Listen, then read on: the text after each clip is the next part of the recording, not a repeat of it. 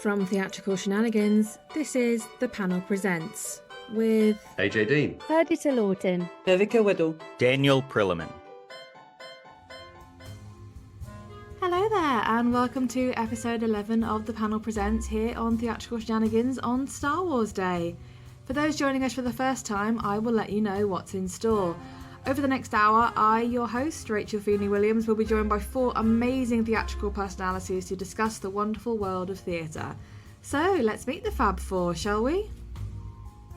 My first guest hails from the Norfolk-Suffolk border of the UK and comes with a multitude of titles including actor, writer and theatre maker. As a writer, he's the co-author of Winter Tales, Animal Fables from Around the World for Folk of All Ages, which he wrote with Jackie Carrera. As a voice actor, he's performed in a multitude of productions as well as having a production on the BBC Upload page. And if all of that wasn't enough, he's the co-founder of Quirk House Theatre, known for exploring performance in unexpected places. So I'm intrigued to hear what he has to say. Welcome, AJ Dean. hello. My second panellist is a familiar name to Theatrical Shenanigans, having been a voice actor in 8 of our plays so far. She specialises in voice acting for audio dramas, audiobooks, animations and video games. Outside of that, she earned a BA in English Literature, Language and Drama at the University of Birmingham, and then went on to gain a diploma in acting at the Birmingham Theatre School. She spent many years working with touring theatre companies, performing incredible roles such as Juliet in Romeo and Juliet and Lady Macbeth in Macbeth, and she's about to play the part of Rachel in Consent by Nina Raine at the Crescent Theatre, Birmingham. Her credits on IMDb are incredible in number, and I'm thrilled to have her here. Welcome, Perdita Lawton. Thank you for having me. Hi. My third panellist describes himself as a neurodivergent actor, writer, ginger Virginian based out of Northern Ohio. While he adores all theatre, he has a special fondness for horror, folklore and absurdism. Ultimately, he loves plays about honest people or talking animals in situations he hasn't seen before. His plays include A Pirate Carol, The Ashen Crown and You See Them in the Corners of Your Eyes, which have been produced in camp workshops and schools across the United States. In addition, his cosmic horror In the Slush was a finalist for the 2023 Princess Grace Award. I look very much forward to chatting with him. Welcome, Daniel Prilliman. Hi, thanks for having me. And last but certainly not least, my fourth panellist currently resides in Scotland and describes herself as an author of thrillers that challenge the boundary of our society with satirical humour. She explores the darkest themes with whimsy and is currently working on new thrillers as a follow-up to her hit graphic novel series Knock Knock. Outside of all that, she says, when I'm not destroying the souls of my characters and depriving them of all hope, I can probably be found tending to my guinea pigs or watching trash TV. All in all, a fascinating woman, I think you'll agree. Welcome, Vivika Widow. Hi, it's my pleasure. Okay, as always, we start with a question for all of you. What is your favourite line that you've ever written, heard, or performed? And we'll start with Vivika. Probably Hamlet's soliloquy in Shakespeare's Hamlet. It's just one of those phrases I heard, or the entire piece I heard when I was about 15 for the first time, and I was just absolutely captivated with it. I could see why it was so mesmerising for back then, and even now it continues to be. So yeah, it would be from Hamlet. Daniel?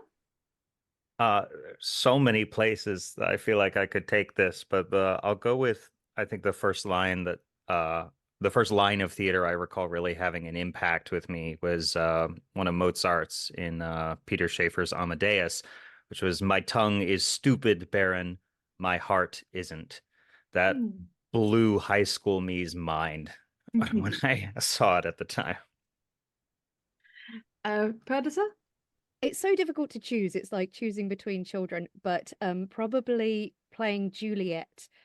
She's just so smart for her age. And the favourite line was, "Oh, swear not by the moon, the inconstant moon that monthly changes in her circled orb, lest that thy love prove likewise variable." She's just, the intelligence for her age was just phenomenal. We're going for a very classical vibe so far. AJ? Yeah. Well, allow me to destroy that classical vibe. I love a bit of Shakespeare, but I have 2. I have one that's serious and one that's kind of comedic. So the serious line is from a play. It's written by my wife, Jackie Carrera, Talking in the Library, name drop. And the line is, when he stood up, he seemed bigger somehow. Like he had all this anger he'd kept down for years. And when he stood up, it all stood up with him, Mm. which is the first line that popped into my head when I was looking at it. And then my comedic one is from Tenacious D, which is, your sauce will mix with ours and we'll make a good goulash, baby. It's a fabulous end to that question. Okay, Vivika, a recent article questioned, is the relentless debate on audience etiquette in danger of making theatre seem like a place with too many rules? With theatre etiquette being at the centre of several controversies, from productions halted to full-blown fistfights, where do you think the balance lies in re-educating audiences about the etiquette that has apparently been forgotten in some cases? Yeah, I mean, I've read some of those articles myself, and it does seem a bit crazy. Theatre for me has always been a place of open-mindedness. Doesn't matter who you are, what your experiences are. Everybody goes into the theatre to face that same stage and to be moved the exact same way.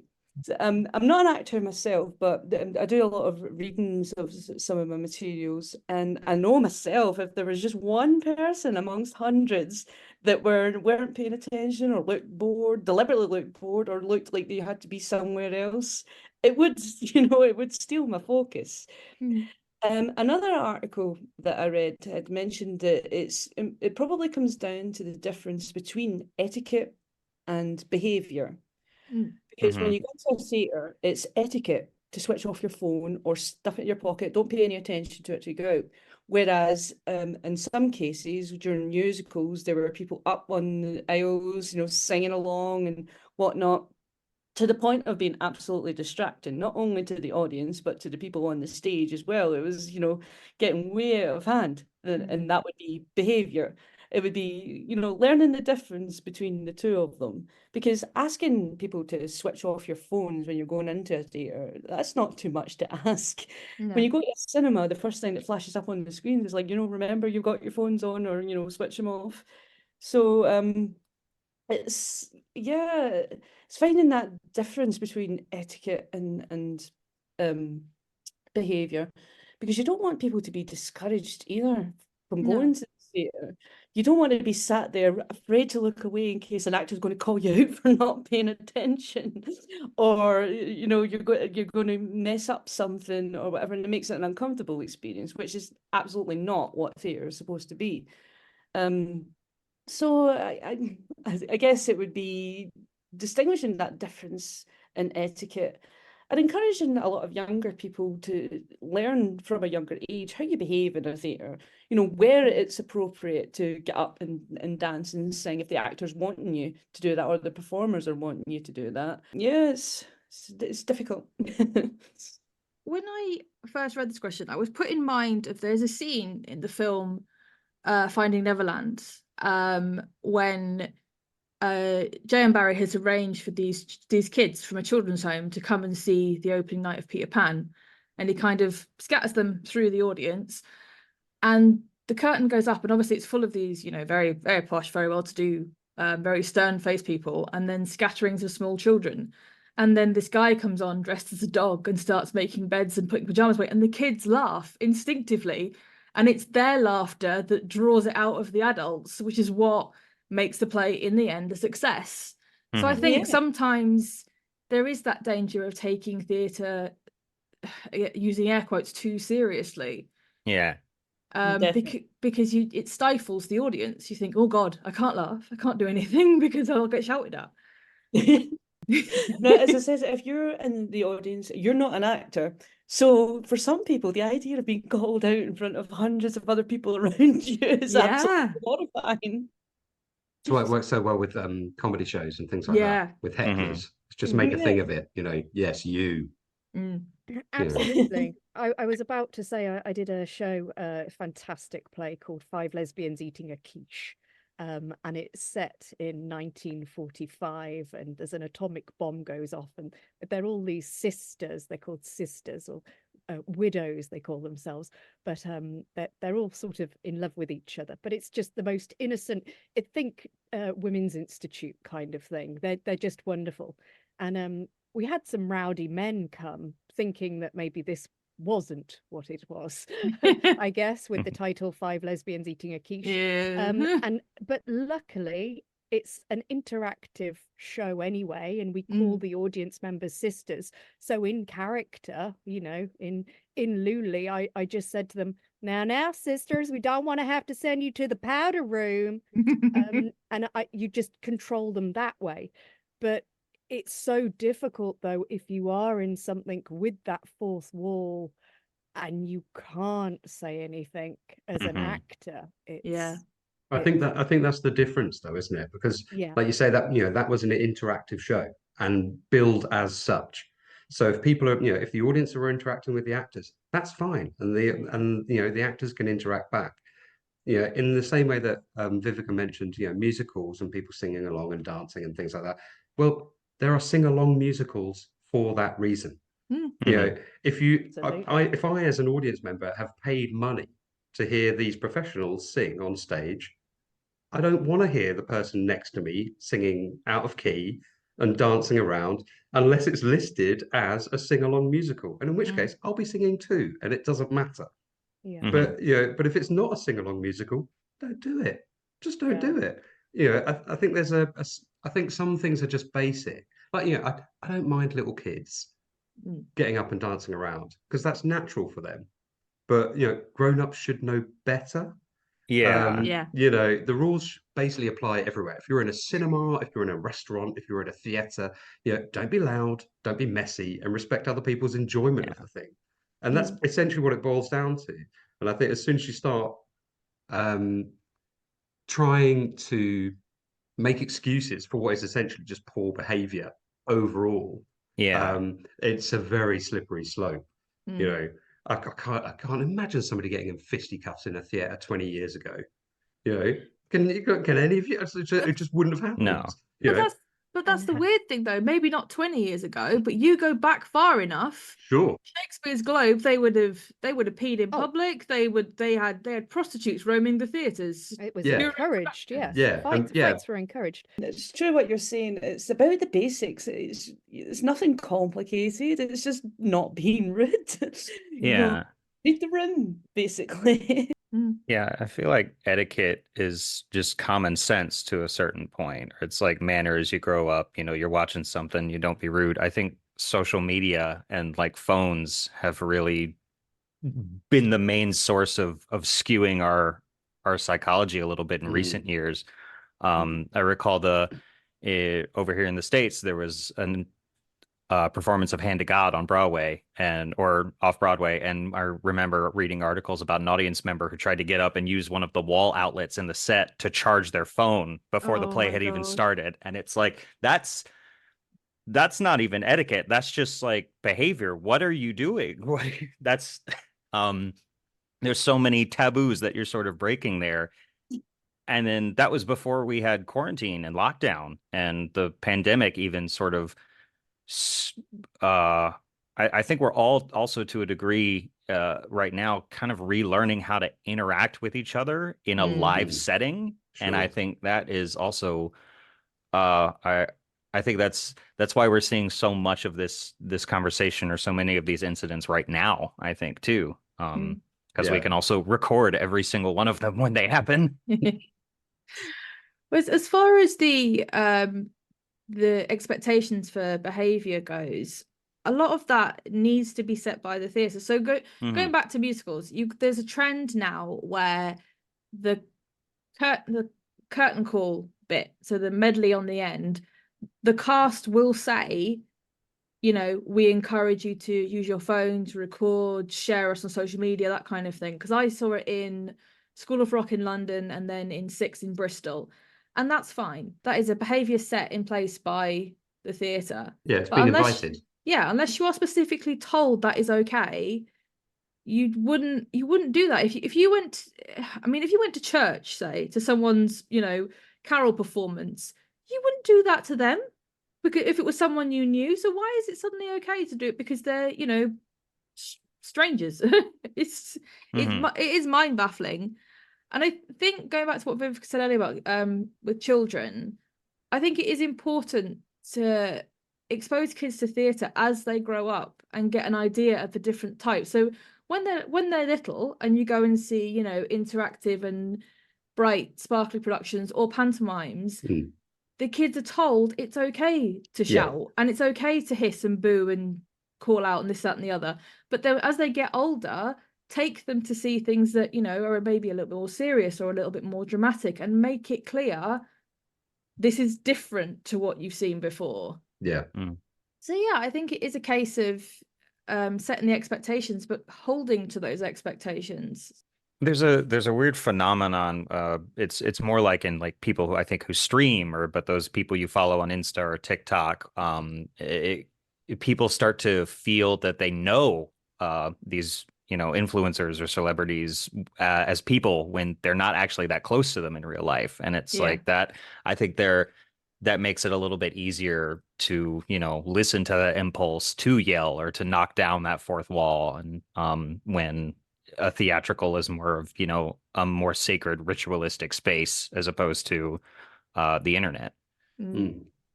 That's true. I think it's also the importance of the wording of how you set the precedent as well, because I've seen it a lot in theatres when they have posters of please be respectful to our performers, or please do this and please do that. So they're almost asking you rather than just don't do this. Yeah. And I think that's kind of it sets a mood with the audience. If you walk into any venue and there are posters everywhere with just don't do this, don't do that, and you're just like, ugh, there's lots of rules here. Whereas, you know, if someone's asking you to be respectful of someone else and you choose not to do that, then it's on the onus is on the person for being disrespectful. Yeah. Yeah, I Reverse think psychology almost. yeah. It's like it turns it into something proactive, like please make this choice for a benefit rather than something prohibitive. You're not allowed this. Yeah, exactly. Nobody likes being told what to do. No, I don't want to. I mean, that's the difference. It's that's not etiquette. Everybody understands that's behavior. If you're going to go in and make an ass of yourself in the theatre, then that's behavior. You know, it's no rules have changed. The theatre's been around for so long. That's stayed the same. It's this, I guess, entitlement of a bit of the social media generation seem to think that they own these performers because I pay your wages. Oh yeah. So that kind of mentality, unfortunately, which ruins it for everyone else. I do think the use of etiquette is an interesting word as well, because when I first kind of read it, I always think of etiquette as things like, you know, using the right fork for a salad when you got 6 forks and 6 knives either side of a dining plate. I don't think of it as not shouting at people, not starting fights in theatres. Get up and start dancing around. You know? Yeah. So Vivika, your final thought on the situation? Again, it's definitely learning the difference between etiquette and behaviour, and it's not that difficult. There are plenty of small children that would know the difference, so there's absolutely no excuses for adults to behave that way. The last thing that you would want is for a theatre to become a stifling place. I mean, it's bad enough now when you go to a lot of big venues and there's baggage checks and things like that at the door. Once you get inside, you just want to go into your imagination. You just want to be moved by the play or learn something new. So hopefully the etiquette situation will play itself out a bit in the coming times. As I said, lockdown wasn't all that long ago, and again, like we said, people are still learning to interact with each other again. Daniel, a playwriting competition in the east of England have announced their winner will be chosen at random with no quality control outside of the play meeting the entry conditions. What do you think of this decision, and how do you think it would affect playwriting competitions in general if used on a wider scale? What if it's shit though? What if it's a bad play? Like, without any more context on it, it's an idea that to choose your winner at random that I can almost understand a thought process behind in like terms of trying to equalize opportunity, but it seems misguided to me because that inherently removes the whole job of the artistic director or the literary manager, anybody, the whole process. The whole point of curating seasons of theater or calling for a play is to find one that you gel with or that excites your team. If you're going to pick it at random instead, you're removing yourself from that process in a way that really kind of feels impersonal. It's like you run the risk of something that doesn't speak to you, that might not speak to your audience. And it's just an odd choice in my eyes, because it turns it from a competition into more of a lottery. Not that there's a bad thing about a lottery, but a competition seems like a different purpose. So if that kind of thing is implemented on a wider scale, it's just a weird kind of idea, because when a writer submits to something with hope of being selected, they naturally, I would think, most all of us want to be selected based on the merits and the strength of our writing, not just random chance. So it's just weird. It's odd. I specifically didn't look for it, but I want to try and find it after this to see if I can find more context on it. But that's really what I'll, let's open with that, I guess. I think the cynic in me when I first read it thought, are they actually going to do it from random though? Because if they are they just saying that? If they read the front page, make sure it's got like sufficient cast members and it's got sufficient page length, and just put all the plays of that nature in a big basket or whatever and draw a play out, are they really going to perform Hitler Murders the Pope?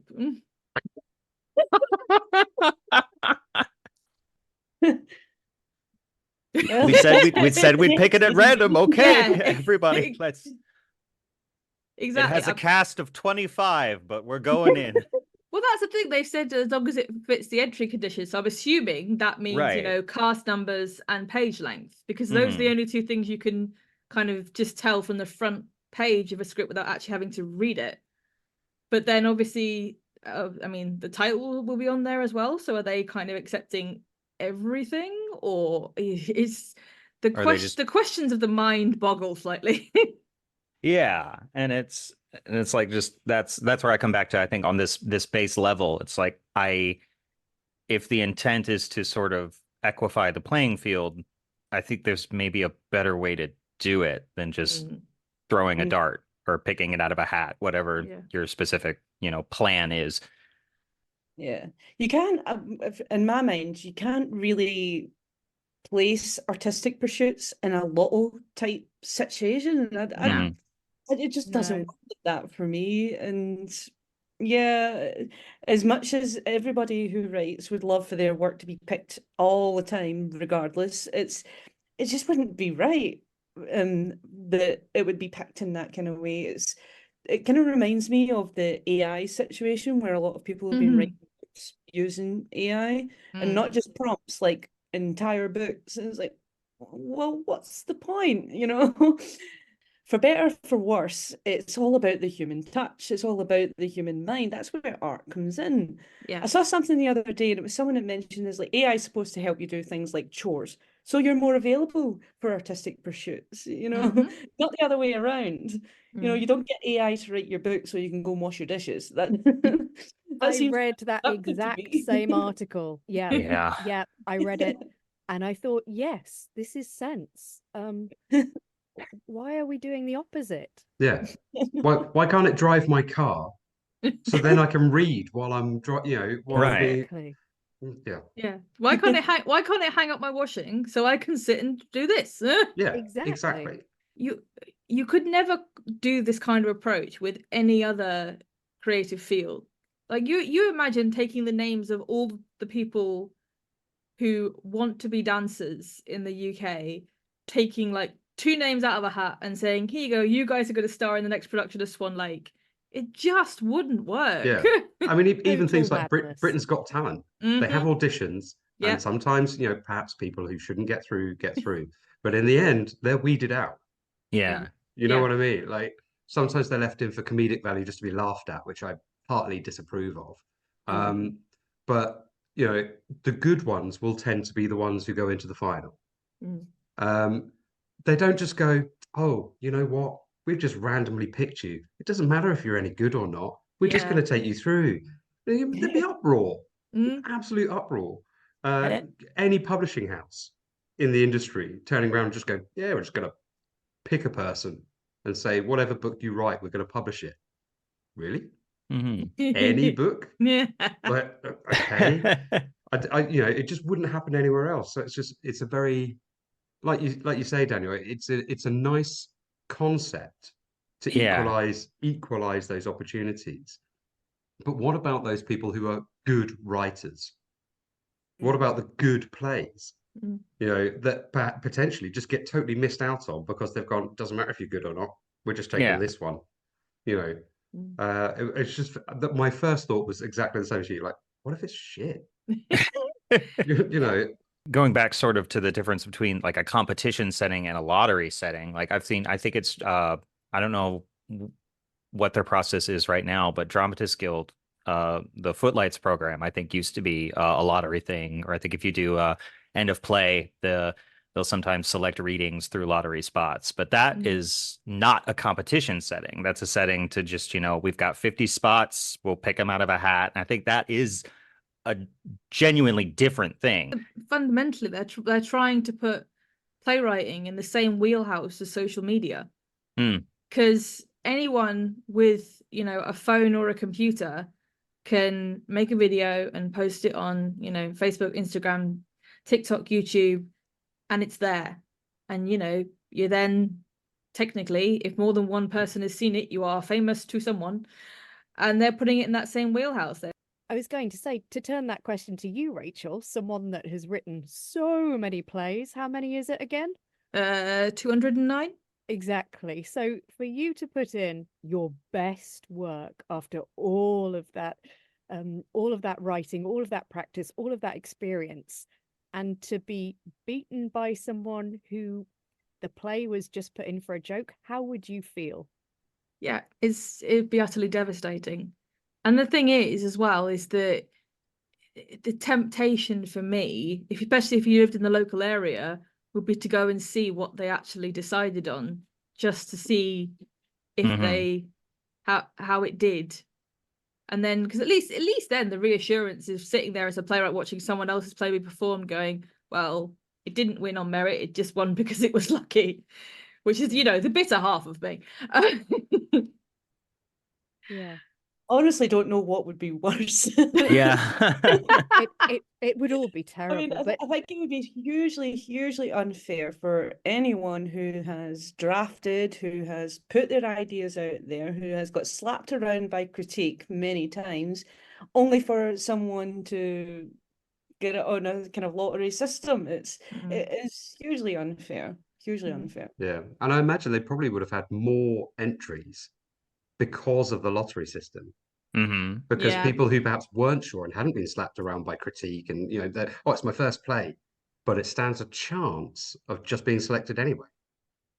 So there's plenty of people who might have just hashed something together and gone, yeah, I'll give it a shot, why not? When things are chosen on merit, a voiceover friend of mine said the other day, he quite likes it sometimes when he's auditioned for something and he sees someone else has got it, because he can listen to it and go, yeah, that's why they chose that person. Or, I mean, sometimes he says, I can't believe they chose that person.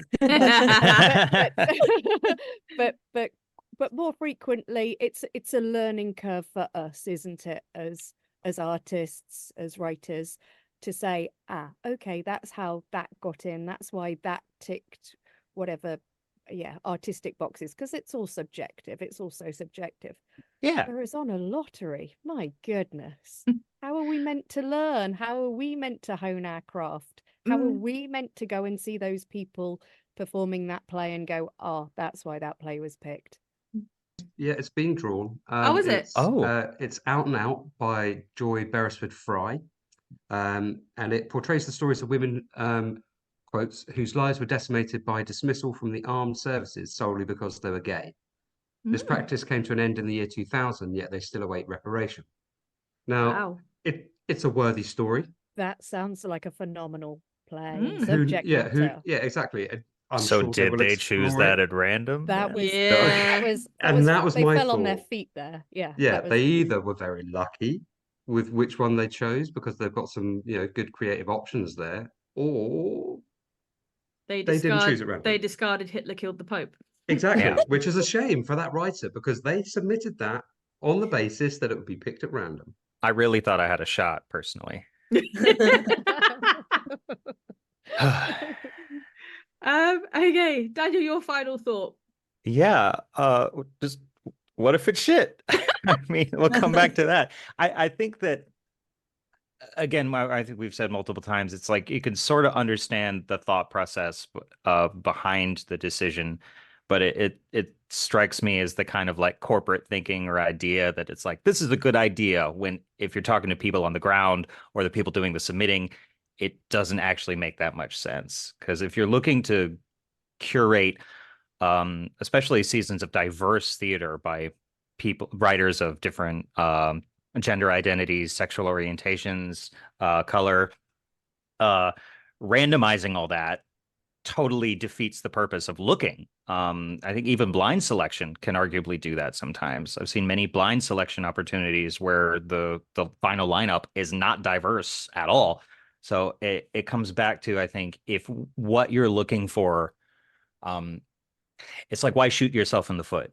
Why take your own ability to curate and support writers out of the equation? Perdita, when backing the King's Theatre in Edinburgh, as a patron, Brian Cox talked about, and I use air quotes, essential theatre. Do you believe there's a spectrum out there of what is essential and is not essential theatre? If so, where's it come from? And should it be changed or reassessed? So as an actor, I obviously think all theatre is essential. And we already talked about AI earlier, and with the development of AI, I would say theatre is going to be even more essential for human-to-human connection. And so this work that they're doing at the King's Theatre, it sounds phenomenal. The UK government have actually given them £2 million, but it's costing a huge amount of money. But it's going to make the theatre accessible for everyone. And for the first time in the building's history, there will be level entrances, an accessible journey from street to seat and seat to stage, which sounds just, that's awesome. That's exactly what all theatre should be. I'm very lucky to work at the Attenborough Arts Centre in Leicester doing 1448. So 1448, to give you a quick synopsis, is 14 plays in 48 hours. So on the Thursday, we crack the keg, we pick a theme out of the hat, and 7 plays get written overnight by 7 actors. And then the next day, everyone comes in, the directors are drawn, and then the actors are drawn out of a hat. But I was in a play about capitalism with the Wombles. So we were Wombles. And it's honestly 1448 is phenomenal. But the Attenborough Arts Centre is accessible, and it's so brilliant. And if theatre wasn't accessible, then it's just a real shame for everyone concerned. So I think that it should be accessible for all, and it's all essential. All theatre is essential. All the world's a stage, and all the men and women merely players. We keep going back to Shakespeare. I know, sorry. It's all It's right. my name, I think the interesting thing is that you taking the word essential can be flipped into 2 directions. It can be, as you said, talking about making the theatre accessible to more people. But then the way my mind went is thinking back to when we did English and drama at school, and what was a compulsory part of the syllabus was always it was Shakespeare, and there was Chaucer for poetry, and there were essential parts of our drama study were A Doll's House, and got A Taste of Honey. And then when I went up to university, there wasn't really a compulsory element to it. It was, the university took you to see shows, but if it wasn't a show you wanted to see, then it was never any kind of, you weren't going to get rapped on the knuckles for not being there. And it was through that I kind of discovered how many different types of theatre there are. Because if it's a university, you see all sorts of weird shit. But again, that all comes down to perspective of the individual outside of the institutions of education, because obviously schools and colleges say, you have to study this. There's no two ways about it.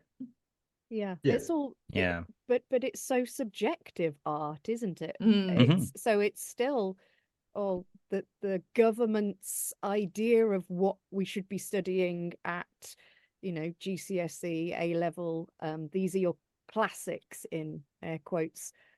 So we have to study Shakespeare, we have to study, but there are so many other avenues as well. I think part of that though comes down to the schools almost have a duty to sort of teach you about the cultural identity of a place. And Shakespeare, for example, is so ingrained within our learning and our understanding, and we use phrases from Shakespeare all the time, constantly. So without that sort of touchstone of you've got to do some Shakespeare at school, so at least you kind of get the reference.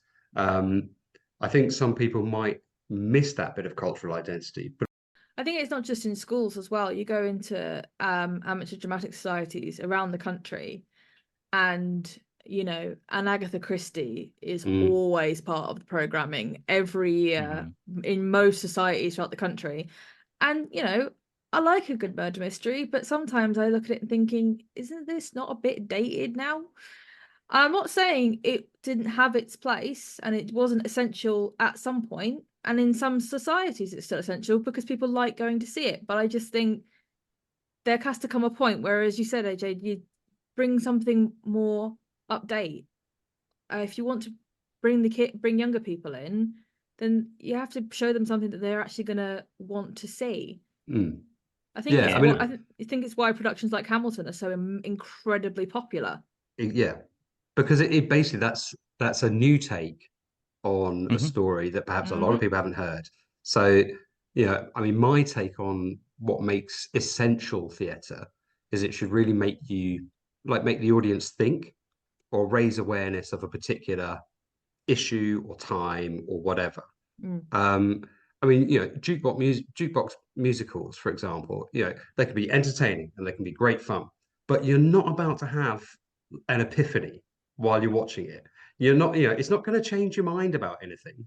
You're not going to suddenly think, oh, that's right, I'm going to stop eating meat, or that's my racism out the window, or what, you know what I mean? Like, it's not going to change you as a person. You'll enjoy your time. God. You'll enjoy your time. If only it were that easy. If only it was. Because the problem is, of course, again, if you're at the theatre, probably you're a bit more left-leaning and a bit more tolerant and liberal and unracist anyway. So, you're sort of preaching to the choir. You imagine any theatre review starting with, well, that's my racism out the window. Imagine that as the quote. Oh, like, brilliant. On the 5 stars, for a pull quote, that's my racism out the window. That's the first line from the next play. That's the play title in there. Yeah, we've got 2 so far. We've got Hitler kills the Pope, and that's my racism out the window. or maybe that's the end of Hitler kills the Pope. That's my racism out the window. Oh my we've God. come full circle. I like thinking of, I'm sure I'm not the first person to say this too, but I like calling essential or unessential theater, if not essential theater, as just unimportant theater, air quotes. Because I don't know, maybe that's just more fun for me to say it that way. But I agree. I think all theater itself, the act of it, is essential. It's just we all have our kinds that we prefer. It's like I grew up acting in a lot of musicals, and then the first time I read Rhinoceros in high school and realized absurdism exists, I was like, oh my goodness, wait, you could do that in theater? that's so much fun. It's why I write a lot of the kinds of stuff I write, is because Mm. I love trying to write what I didn't what I grew up not knowing you could do in theater. Mm. And it's, which could arguably also be seen as very unimportant or not essential theater. And it's just, it depends on the money. I think the people who are financing the shows can obviously steer that spectrum of what gets put in front of people. Yeah. And I think the responsibility in determining what we do, because so much of it is essential, is just trying to, I guess, provide as many kinds of experiences as possible for audiences. And it's, don't shoehorn yourself into one kind. Don't, rely on your audience sitters or your bankable shows. Don't just do those, for the love of God. Offer a breadth of experiences, so you can, that's how you draw more people in and get people to discover theater. I think I that's think. that's a danger though as well, because Mhm. there is a thought amongst theatre goers, not all, but some, who are of the opinion that because this show is on a stage in a theatre, someone thought it was important, and that's Mm. why it's up there. So anything not being seen on a stage in front of people is by definition not important. Oh, And that's couldn't be further from the truth. There are, yeah.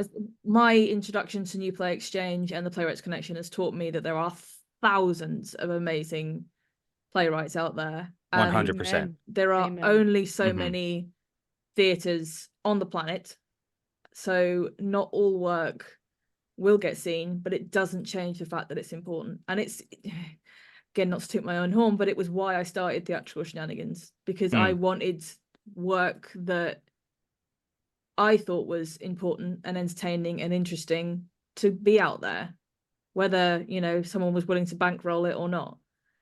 For me, it's the escapism that theatre offers, whether it's Shakespeare or whether it's some silly little play that someone's wrote, it doesn't matter. It's about the escapism, and it's about being unrestricted in that imagination. Which is why I love the Edinburgh Fringe Festival so much, because that is just an absolute bit of everything. You can walk down one street, get a completely different experience from what you felt just, down the other street. It's amazing. And it offers so much. And for me, that's what theatre is about. And that's what makes it essential. Yeah, absolutely. I think the other interesting thing as well, when I think of the word essential, I think of things, as you mentioned, Eddie, about changing someone's mind or changing society. And going back to A Doll's House by Ibsen, when that first came out, that was incredibly controversial. I mean, a woman leaving her husband and her children, absolutely not. But then it's still studied today, and obviously it's not as impactful anymore. But it's not about the play as it stands in our society. It's what it did to society back then that makes it, in my view, essential. Yeah. Context is everything. Mhm. It's like, plays are such a wonderful, even if they're not confined to a certain period, a play is such a time capsule to the context of the era it was written in. I think of it at the minute is, I look at A Doll's House the way I imagine people in 100 years will look at plays about Roe v. Wade. Yes. It may not mean anything to them then, but it means a hell of a lot to us now. Yes. Yeah. Yeah, it's an interesting word to use, I think, essential versus non-essential. Yeah. It implies that there's, I mean, as Perdita said at the beginning, all theater is essential. So to imply that there is a theater that is non-essential is, detrimental thinking in its own right. Yeah, I think it does it disservice to consider there any, unessential ones, because someone might get someone, again, it's like we've always said about it being subjective, and it is subjective.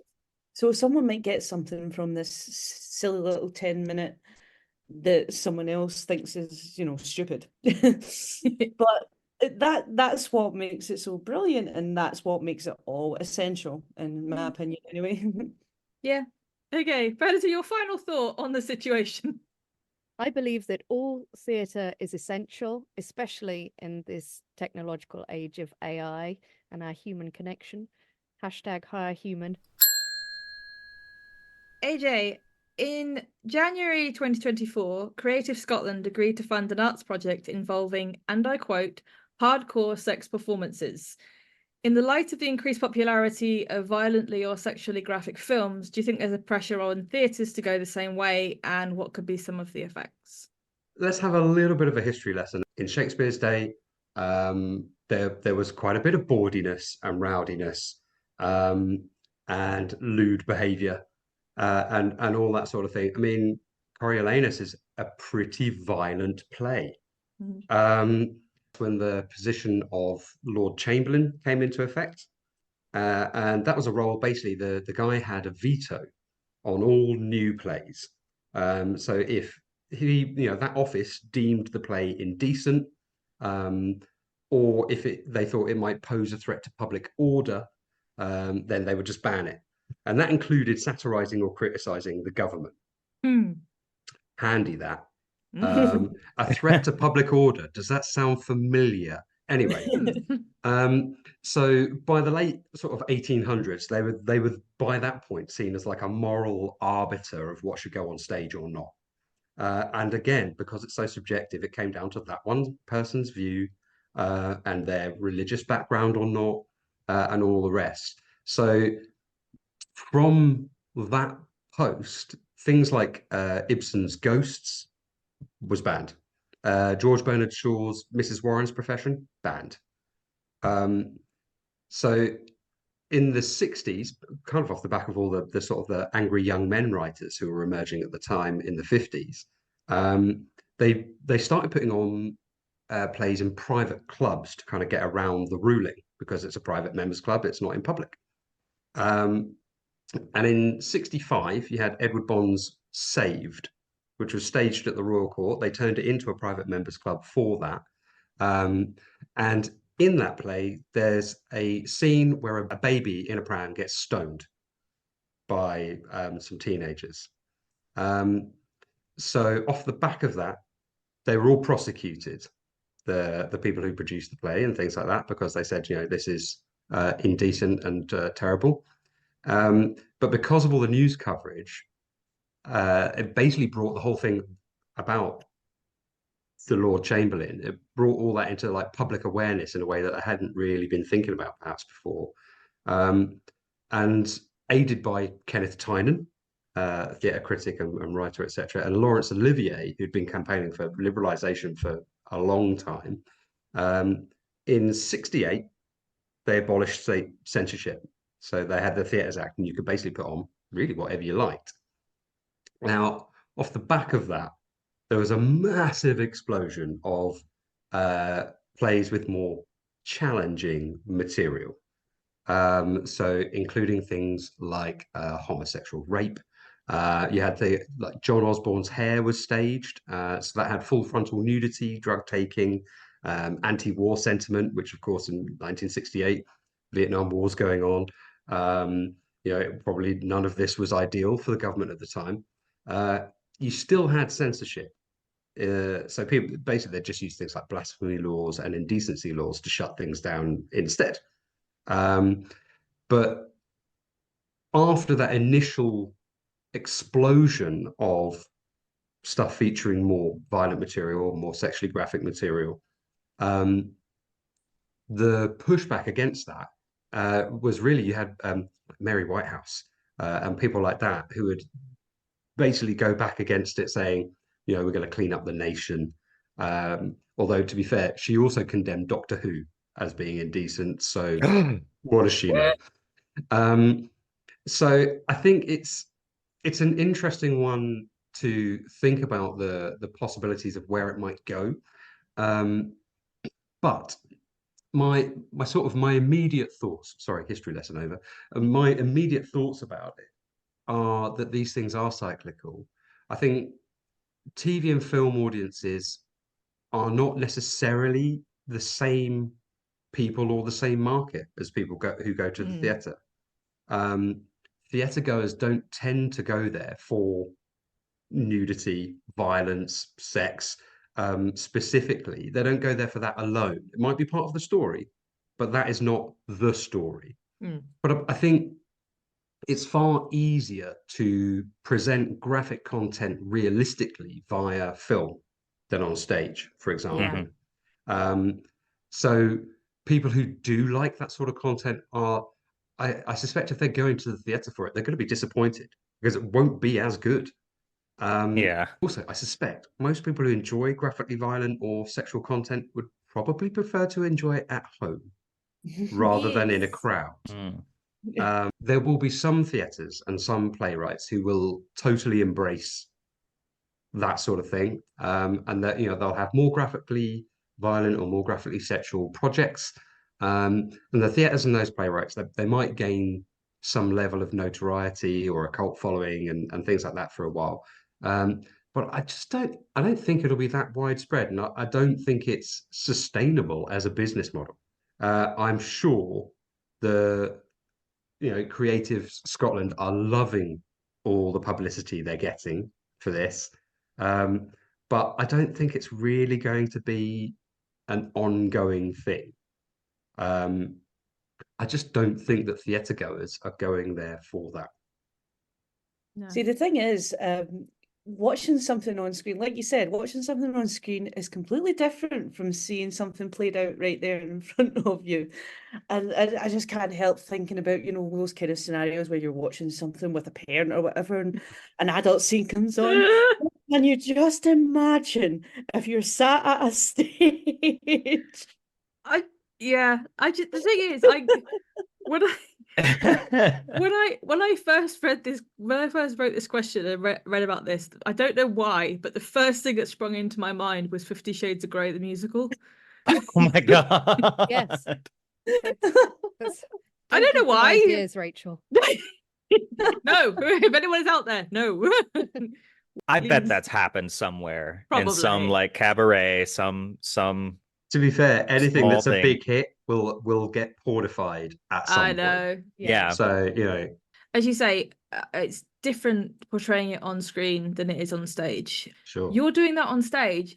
There's no getting away from it. There's no getting out of it. You have to stare into your scene partner's eyes. You have to, go through that horrible, horrible, horrible feeling. Yeah. And for some young actors, it can be quite traumatizing to go through that sort of thing.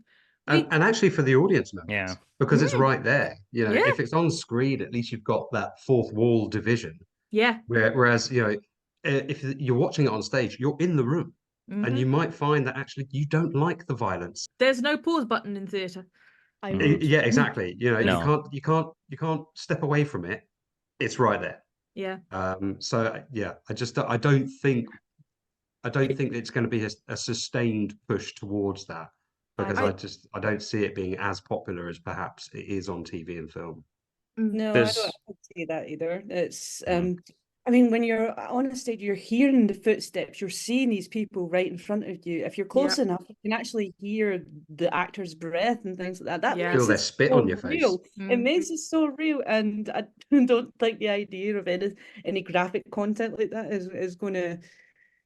It's not going to stick mainstream theatre in that way, and there has always been those kind of scenes in the violence anyway. But I don't see it being a thing. Horror is always more effective if you don't show it. Yeah.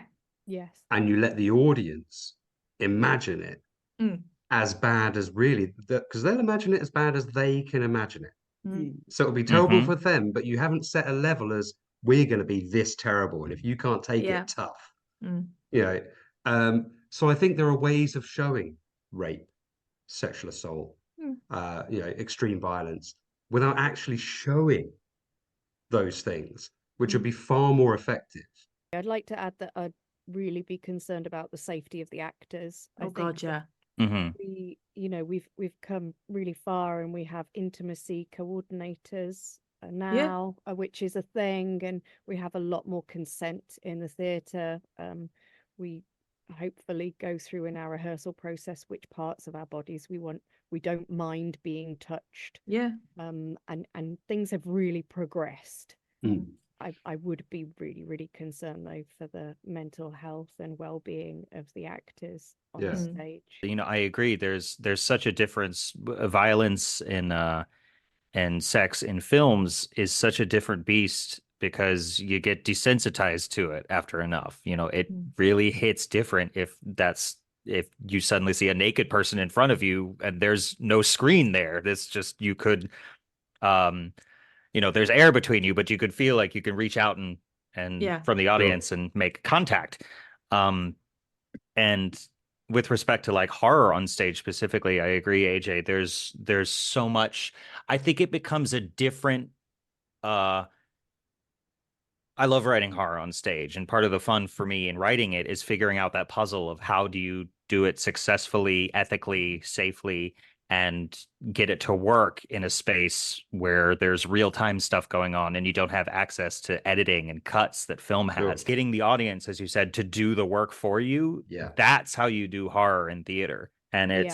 it's you can achieve that without going that far unless it's really necessary for the play. And then Yeah. it becomes a conversation of, is this necessary? Yeah. Can I do this without going there? Like, Sure. I think sometimes when we're writing, we can ask ourselves the question of, if I can achieve this same feeling in the audience through A and B, and A Yeah. is more sort of less safe, more graphic, why go through all that? I think the best horror has a very ancient sort of literary feeling to it, and sort of its epicness and its setting. As I mean, there are so many subsets of it, but anyway, it makes me laugh that there are certain things that people just won't put on stage because it's too much and it's damaging to society, or it's damaging to the children or whatever. And yet we are the society that have produced 10 Saw films. Mm. The interesting thing as well is that the main difference between theatre and film is the power of the spoken word. Because if you're watching a film, sometimes you do drift off and you miss what they said and you just rewind it and you watch it again. This is fine. You can't do that in theatre. So you are automatically drawn to everything that is being said so that you don't miss anything. And from a perspective of sexual violence, there is nothing more powerful in my mind than having a woman or a man sat on a chair and telling the audience about their experience. Absolutely. And like we've all said, the imagination can conjure such worse visions Exactly. than anything we can actually put on stage right now.